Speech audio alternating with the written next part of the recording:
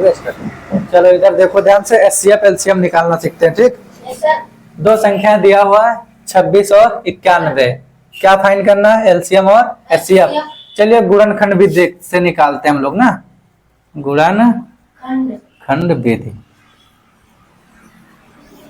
गुणनखंड विधि में सबसे पहले हर संख्या का क्या करेंगे? फैक्टर।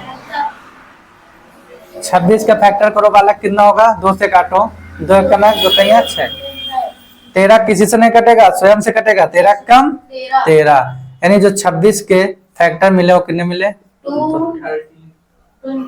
अब बेटा इसका काटिए 91, कितने से कटेगा ये? है ना 2 से कटेगा और ना 3 से कटेगा, है ये 7 से कटेगा।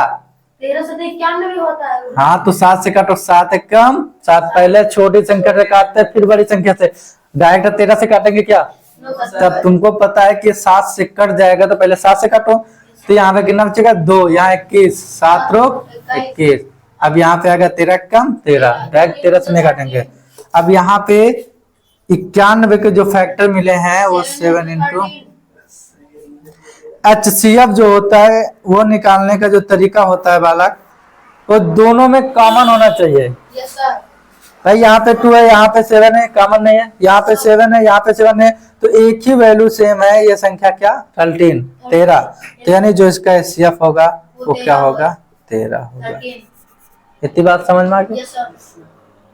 चलिए एचसीएफ तो निकल गया, अब हमको निकालना है एलसीएम। एलसीएम निकालने के लिए क्या करेंगे? एलसीएम निकालने का एक तरीका होता है कि जो कॉमन मिले वो लिख लेते हैं सबसे पहले, और जो ना मिले उनको भी लिख लेते हैं। अब बचा कौन कौन है? 2 और 7, ये तो बचा, तो इनको आपस में सब गुणा कर देंगे, आंसर आ जाएगा तुम्हारा। यहाँ पे 13 और ये 7 कितना होगा? 14। 14 से 42, 2 एलसीएम कितना है? 4। 14 कम 14, 14 4 18, कितना आएगा? 182। ये आ गया तुम्हारा एलसीएम। और एक तरीका है निकालने का, एलसीएम हो एचसीएफ। अगर एचसीएफ दिया तो एलसीएम निकालना हो, और एलसीएम दिया हो तो एचसीएफ निकालना हो, तो एक सूत्र होता है।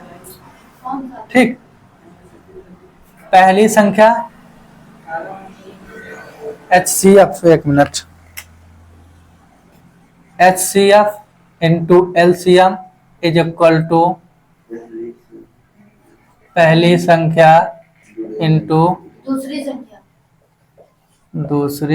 संख्या ये क्या होता है बेटा? सूत्र होता है। इसी फार्मूले से कोई 3 वैल्यू दिया हो और चौथी वैल्यू पूछ ले, निकाल लेना। भाई HCF दिया हो, दोनों संख्याएं दी हो, तो क्या निकलेगा? LCM।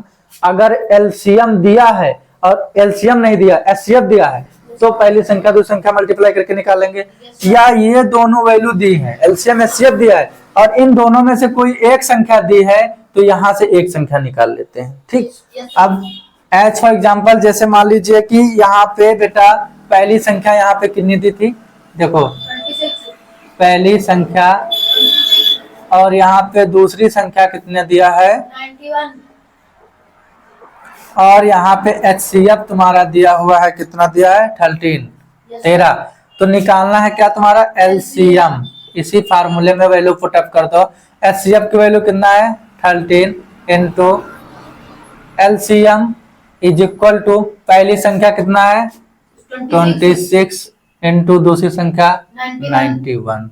LCM तुमको फाइंड करना है, तो LCM equal to 26 into 91 divide by ये इधर 13 का है डिवाइड इंटू में, इधर आएगा डिवाइड में। यानी जो भी चीज गुणा में होती कहाँ जाती है? भाग में। कौन कटेगा? 26 कट जाएगा ना, दोनों कर सकते हैं, काट दो। 13 दूना 26। तो अब इसका इससे मल्टीप्लाई कर दो, 2 एक कम 2, 2 नहीं 18। यानी देखो एलसीएम भी तुम्हारा कितना आ गया? 182, 182। ये आंसर होगा। दोनों तरीका सेम है। ठीक है, चाहे इस ये गुणनखंड विधि से निकाल लो कोई भी एक वैल्यू, एलसीएम चाहे एचसीएफ, ये फार्मूले से जो भी वैल्यू नहीं पता होगा वो निकल आएगा, चाहे एलसीएम हो चाहे एचसीएफ हो। समझ में आ गया बात पूरी तरीके से? चलो ठीक, लिख लो, नोट कर लेगा। चलो इधर देखो ध्यान से, एचसीएफ एलसीएम